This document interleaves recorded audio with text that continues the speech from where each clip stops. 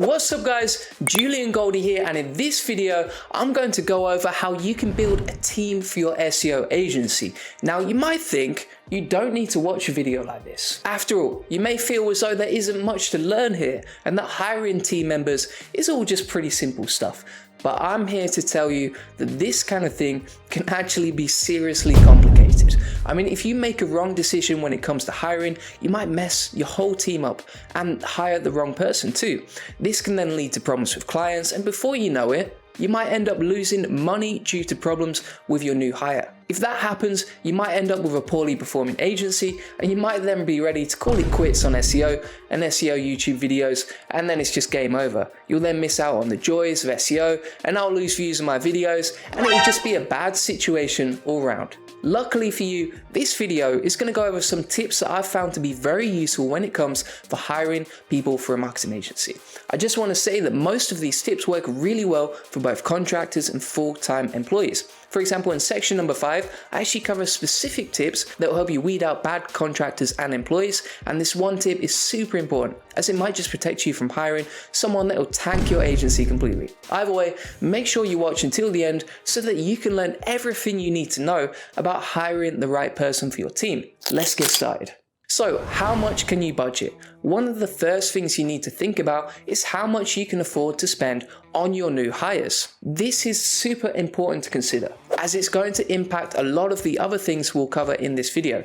Now, I just want to say that I can't really give you an ideal budget here, as the answer can be quite specific to your agency, and it's a financial standing. Because of this, you might need to review your accounts to figure out how much you can actually put towards building a team. Now it's time to figure out what do you need help with. Now once you know what you can afford, you then need to think about what you need help with. This is key, because if you don't figure this sort of stuff out, you won't be able to write a good job description that actually helps you attract the right kinds of individuals, something we'll touch on later. Plus, later on, we're also going to cover certain hiring platforms such as Upwork. And on these platforms, you can search for specific kinds of people, right? And certain kinds of skills too. And this feature is extremely helpful because it makes it easy for you to find someone that will be a great fit for your role. Of course, if you don't figure out what you want ahead of time, you can't really make use of this feature. And that could then make it difficult for you to find good high quality candidates on a platform like this. Does experience matter? So if you're hiring someone for a technical role, it's often a good idea to hire individuals that have relevant technical experience. For instance, if you run a link building agency, you might need to hire someone that actually understands and has experience with building backlinks. If you focus on hiring someone with relevant skills, you won't have to spend a ton of time training them. Of course, you'll still need to give new team members some training, and this is something we're going to touch on later on.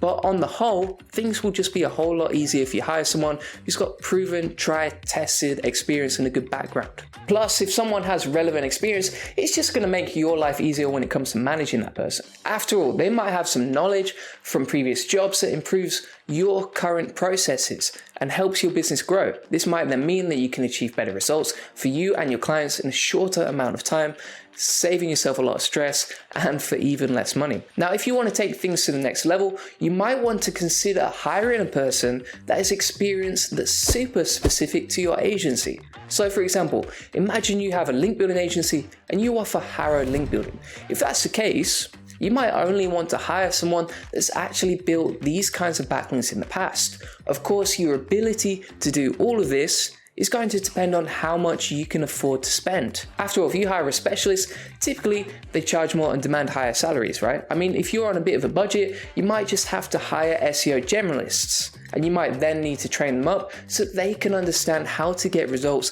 with a specific tactic. And if you're on a really strict budget, you might need to settle on hiring individuals that have little to no experience with SEO, and this could be a nightmare when it comes to onboarding and training, because these people have zero SEO experience, and this training period might take longer when compared to someone that has general SEO experience. Anyhow, if you're hiring someone for an admin role, then you don't have to worry so much about whether that person has experience or not.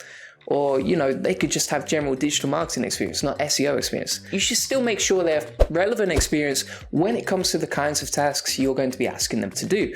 So that might include basic things like having experience with Google Drive or Slack or Microsoft Word, though it could also include slightly complicated things like understanding how Zapier works. By the way, I just want to say, if you get the chance, please take a moment to like and subscribe to our YouTube channel. If you like our videos, it will help us get more visibility on YouTube. Plus, if you become a subscriber, it's going to be a whole lot easier for me to become the #1 YouTuber in the SEO space. And that's my dream, right? So please don't crush my dreams. Now, where should you hire people for your agency?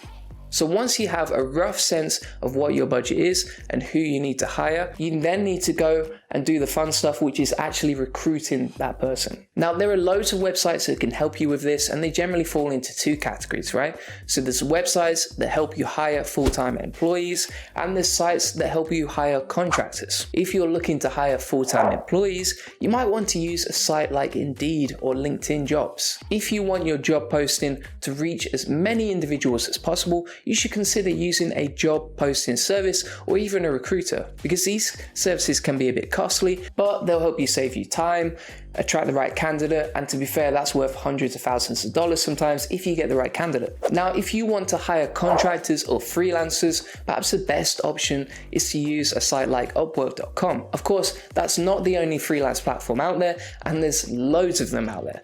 But at the same time, most freelancers are using Upwork. In fact, I've even used this platform to land clients before. On a side note, if you'd like to learn more about my journey with Upwork, you can check out this video, how I made $100,000 on Upwork with SEO link building.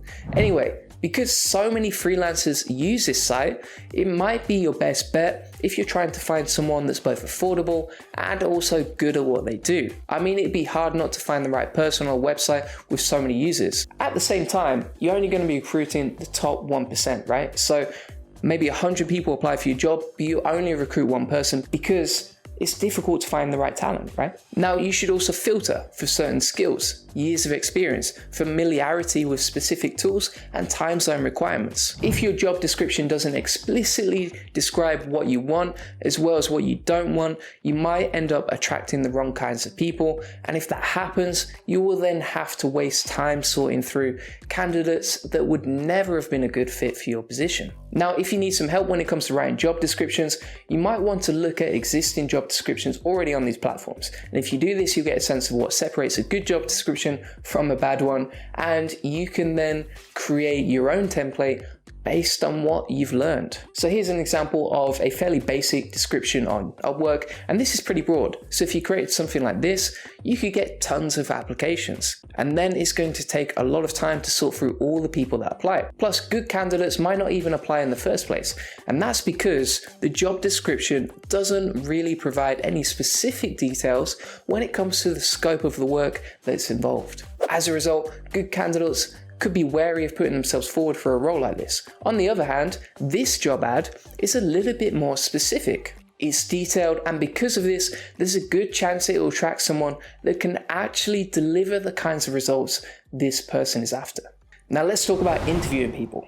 So once you start to get applications, you then need to think about conducting interviews. Lots of business owners tend to have their own way of doing things when it comes to running interviews, and you may already have a sense of how you're going to approach this. However, if you're a bit clueless or you lack experience here and you're feeling a little bit nervous, here's a few key points you want to keep in mind, right?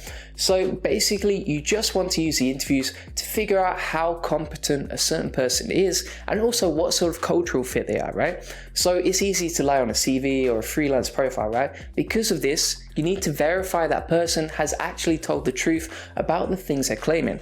Plus, you need to filter for red flags, right? The best way to verify someone's claims is just by asking them to talk about one of their previous SEO contracts, or even getting in touch with one of their old bosses and asking for a reference. If you speak to their old boss and you get an externally validated reference, then you know that candidate has experience and they've done a good job previously. So therefore, they're likely to be a good fit for your business too. Also, if they can describe campaigns I've worked on previously, whether it's about SEO or marketing, there's a good chance they're telling the truth, right? Now, if you're going to hire someone with no SEO experience, you may be able to ask these sort of questions. Luckily though, there isn't a big problem, as you can use the interview to figure out how good a certain person is as well, right? So after all, the main thing you're trying to work out here is whether the person is teachable or coachable, right?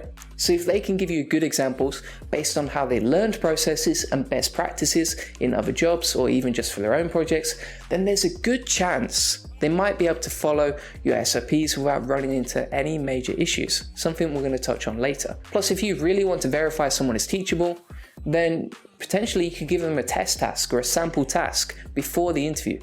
And if they do a good job, they probably won't have too many issues when you ask them to follow your SOPs and instructions. Next up, you could consider trial periods as well. So if you're nervous about hiring the wrong person for your agency, remember that you can make the use of trial periods. So if you bring a new person on your team, you can just try things out for a certain period of time and test how they are working with you and your team. Then based on how things go, you can decide if you're going to keep working with them or if it's sadly better to let them go. So for example, if you're going to work with an SEO contractor, you might just try them out for a couple of campaigns and then determine how long those campaigns will take to test a trial period. Either way, you want to give the person a good chance to showcase their talents, and you also want to give them enough opportunities to act upon feedback. And if you're too harsh during the trial period, you might end up letting go someone who's actually really an amazing hire after receiving a little bit of training, coaching, and advice. Now, do you have SOPs? All agencies tend to have their own specific way of doing things, and I'd be willing to bet that your agency is no exception here. For example,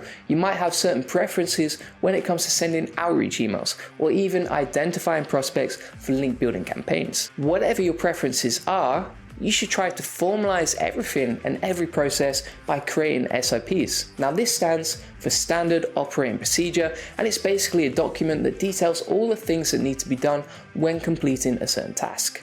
If you'd like to see some generic SOPs, you could go to templatelab.com, as they have a huge library of SOPs that you can check out. And this will give you a rough sense of how you should approach things and the way you should structure this kind of document. Now, one thing I would recommend when it comes to SOPs is actually delegating them to your team, right? Don't write out all the SOP yourself, because if you do that, then you don't really give your team the freedom to find the smartest way to do things, plus they won't really stick to a SOP that they haven't written themselves. So instead, when you hire someone new, give them the responsibility of not just doing the process, but also documenting it into an SOP that's easy to follow and regularly updated. And this is one of the main reasons we've been able to consistently build high DR links for some of our clients. Because without good SOPs, I don't think we would have been able to take this website from 0 to 145,000 visitors per month using Harrow links. It's all about the process. And after all, it was the SOPs that allowed me to scale this process so that I could build enough backlinks to deliver this result. Now, creating detailed SOPs might sound like a lot of work, and you might not be ready to do this. But if you're hiring generalists or people that don't have much experience with SEO, it's really important that you keep things efficient, because when they're building out your SOPs and they're writing them themselves, then they can quickly see step by step how they should do things and what needs to be done. Make sure you review your SOPs regularly so that you can improve upon them too. A lot of the time you can identify areas for improvement by reviewing the feedback you have to give your team members. And if different team members are making the same mistakes, there's a chance that something's been missed in the SOP or it's not quite easy enough to follow. And if you notice something like this, you need to highlight this issue to your team ASAP so that they don't keep making the same mistakes. Now, if you guys have any good advice when it comes to creating or optimizing SOPs, let me know in the comment section. I'd love to learn from you too. Now, let's talk about building a team through outsourcing. So something you could also do is build a team by outsourcing services too. Now, you could technically argue this doesn't count as building a team, but this approach does help you achieve all the benefits of having a team, and without having to deal with all the stress that comes with hiring and managing people. So how do you approach outsourcing and white labeling? Well, if you do things this way, you basically need to identify a need within your agency. You then need to find someone that offers white labeling services based on your needs. And this isn't that hard to do, as there are tons of companies out there that offer white labeling services for pretty much every single SEO task you can think about. So you'll find that there are content services, right? There are white label link building services, white label technical SEO services, and just basically everything you can think of when it comes to SEO. By the way, if you're interested, we actually have a white labeling service for agency owners that want to outsource link building. So if you're intrigued by this, go to juliangoldie.com to book a free consultation with us. And during the call, we'll go over how everything works when it comes to link building and white labeling it. So that's pretty much the end of this video. Hopefully everything we've covered here should help you build a solid team for your agency. And if you've got any questions, feel free to leave a comment below and I'll do my best to answer your queries. So thanks for watching, and please remember to like and subscribe. If you like our videos, it'll help us reach more people. And if you become a subscriber, you'll get to hear me talk about SEO. And if we're being honest, that's amazing, right? I mean, come on, aren't SEO videos the best thing about YouTube? And that's a fact. This right here is my favorite thing ever. In the history of forever. I think about this every day. I think about this all night long. I stay awake, not sleeping, because I'm thinking about this.